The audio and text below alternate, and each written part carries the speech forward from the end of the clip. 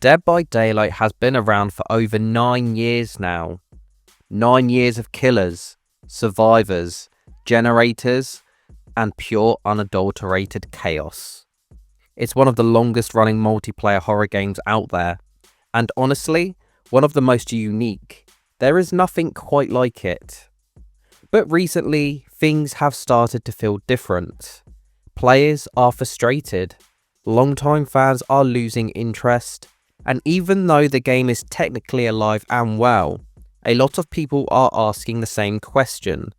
Is Behaviour Interactive actually pushing away its own audience? Well, today, we're going to talk about it and break it down. Make sure you're subscribed to the channel, guys. We do a lot of deep dives like this, and you're not going to want to miss any future ones. So let's begin by looking at the numbers, because the numbers look fine, but the story doesn't. So on paper, Dead by Daylight is doing great. The game averages around 50,000 players online at any given time, with spikes that can hit over 100,000 whenever there's a big update or crossover. For example, Resident Evil crossover, Silent Hill, and more recently, Five Nights at Freddy's. That's a very strong player base for a game that launched in 2016. But here is the catch. Those spikes never last. Every time a new killer or event drops, numbers shoot up for a week or two and then fall back down by about 20%. People do come back for the hype and then they leave again. That tells us something really simple but really important.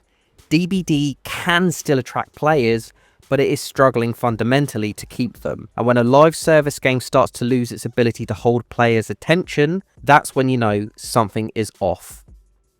A community divided. If you've been in DBD for a while, you've probably noticed how divided it's become. Killer mains and survivor mains are basically at war with one another. Killer players say the game's been nerfed into the ground, that every time they get used to a meta, it gets changed or weakened. They complain that survivors have too many tools, too many second chances, too many ways to waste time, and too many ways to make killers miserable. Survivors, on the other hand, feel like killers are too sweaty. They say matches are filled with camping, tunneling, and unfair builds. They say Behaviour keeps making the game less fun and more stressful. It's turned into this endless back and forth where both sides are convinced the developers hate them. And honestly, the truth is, both sides have very good points. DBD's balance has always been a mess. It's a 1 versus 4 game, for Christ's sake. There's no version of this that will ever feel perfectly fair. But instead of trying to bring the sides together, Behaviour's updates often just makes the divide even worse. Which leads us to my next point. The toxicity in the fog. Now let's be real for a second. DBD is one of the most toxic communities in the game, and that's not even an insult to the players, it's just the truth, and guys, I'm right there with you. The game itself creates tension. It's built to frustrate you. Someone always loses, and that loss never feels fair. When survivors escape, the killer often feels cheated. When the killer 4Ks, the survivors feel bullied. It's a game designed to make somebody mad every single round. And also, it is one of the only games I have ever personally played, and so many of you guys as well that have told me, where you can go from one game and absolutely rinse the survivors, get the 4K, the flip side, rinse the killer, all escape, and then in the next match, just get completely shat on. There is really no common theme to playing. And over the years, that's built a culture of hostility that's become part of the experience. Killers get called sweaty or toxic for trying to win, God forbid. Survivors get called entitled or annoying for playing optimally. People send hate messages, DC mid-match, teabag at the gates, or flashlight click to taunt. Basically, it is everywhere, isn't it? And what makes it worse is that the game doesn't give players any other way to express emotion. There's no voice chat, no non-toxic form of communication, so all that emotion just comes out in a very reactionary way after the match. It's almost like Behaviour has built a game that depends on the human emotion, but forgot to include any tools to manage it. It's not to say this part is necessarily their fault. The way the game plays is the way the game plays. It's been that way since it was launched. Next, I want to talk about money, because money talks, but not in a good way. For a long time, DBD had a pretty fair system.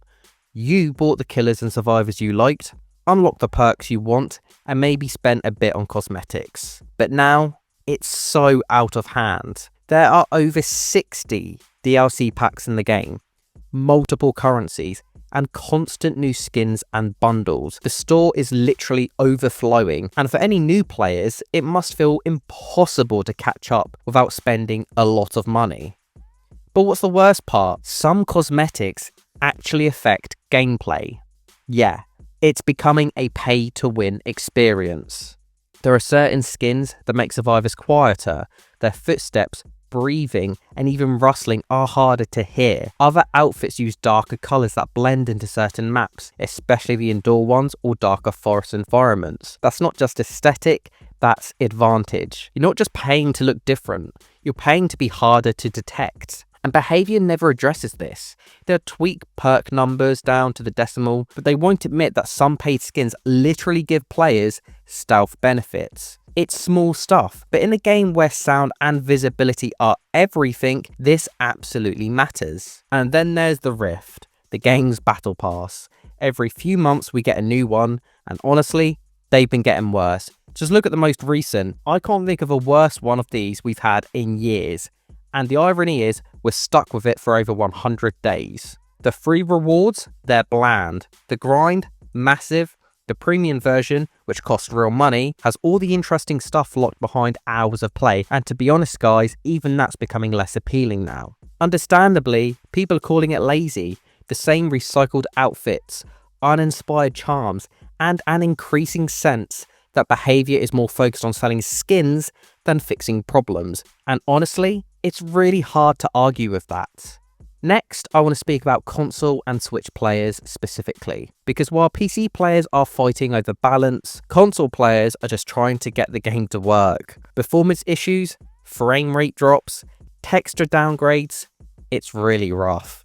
Switch players have it even worse. Updates come late and some features are still missing entirely. And yet, they pay the same prices as everyone else. The same DLCs, the same rifts, the same microtransactions. It's like Behaviour forgets that not everyone's playing on a high-end PC, and it shows. Up next is Behaviour's balancing nightmare. Now in fairness, Behaviour's job isn't easy. Balancing a 1 versus 4 multiplayer game is nearly impossible. Every update they make is guaranteed to upset half the player base. Buff the killers, survivors rage. Buff the survivors, killers riot. It's a constant back and forth that's been happening for years. But at some point, you do have to ask the question, if the same arguments keep happening year after year, maybe the problem isn't balance, maybe it's design. Because DBD is stuck in this identity crisis, it's part horror, part strategy, part party game, and part esport, it doesn't fully satisfy any of those audiences. Everyone wants something different, and Behaviour keeps trying to please everyone instead of choosing a clear direction. And that confusion is bleeding into everything, from gameplay to monetization to community culture. So that begs the question, is Behaviour really pushing away its audience? In a sense, I'm going to say yes, but not because they want to. It's death by 1,000 cuts. Little by little, the fun is getting buried under grind, frustration, and noise. The game still has moments of brilliance, that perfect chase, that last second save, that clutch hatch escape, but those moments are becoming more and more rare. Players aren't leaving because they hate Dead by Daylight, they're leaving because they loved it once and they don't recognise it anymore. What can Behaviour do about this? Well, if they really want to keep the community alive, they need to start listening again. Be transparent, communicate openly. Don't pretend everything is fine when it's clearly not. Fix the core issues before selling another £20 skin. Address the toxicity instead of ignoring it. Give players better tools to communicate. Create incentives for good behaviour, not just punishments for bad ones. And please, if you're going to try and balance the game, Do it with some empathy. Don't just react to the loudest voices on Twitter or Reddit. Look at real data, real feedback, and real player experience. Because under all of the frustration, people still want to love this game. They still care. They still want Dead by Daylight to succeed. So in conclusion, no, Dead by Daylight isn't dead. Not even close, but it is certainly at a crossroads right now. It can either keep coasting on brand deals and nostalgia, or it can refocus on what made it great in the first place: tension, teamwork, and terror. Players are tired of being milked. They're tired of fighting each other. They just want to feel like their time matters again. Because when DBD works, when the match is fair, the tension is high, and the adrenaline hits, it's one of the best multiplayer experiences ever made. It just needs to find that spark again. So what do you think? Is Behaviour pushing away its audience? Or is this just the growing pain of a game that's lasted longer than anybody expected? Let me know down in the comments. And as always guys, thank you very much for watching. Stay safe out there, and I'll see you in the next one.